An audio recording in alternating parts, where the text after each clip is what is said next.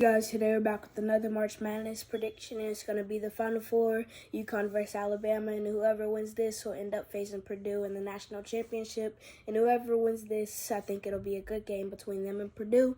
Like I said, I think this will be a pretty good game, and in my opinion, let's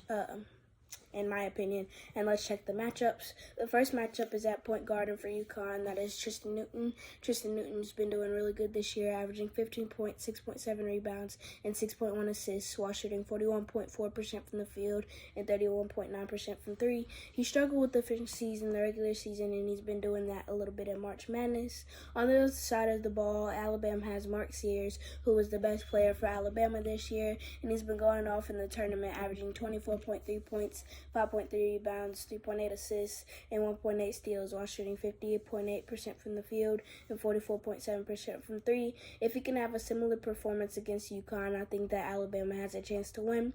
The last matchup is at the big position, and for Alabama, that is Grant Nelson.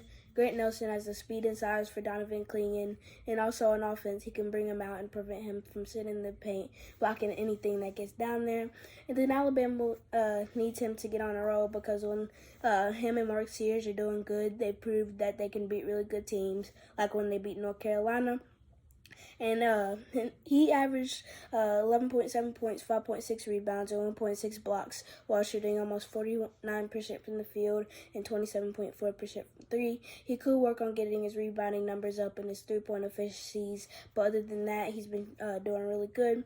Now for UConn, there's Donovan Clingan, who took a big jump this year with the Adama Sanogo leaving, averaging about 13.7 rebounds and 2.5 blocks while shooting 64.3% from the field, and he's been doing even better in March Madness, averaging 15.8 points, 10 rebounds, and 3.5 blocks while shooting 67.5% from the field, and which is really good. And those matchups are some that can decide this game. UConn has been on a roll in their last 11 games, and I don't know if Alabama can break that streak, but they definitely have a chance. And Alabama has won the last 5 out of 6, but they just don't have the momentum like UConn does. And I still think Alabama will keep up with them in the first half, but I think that UConn will win in the end.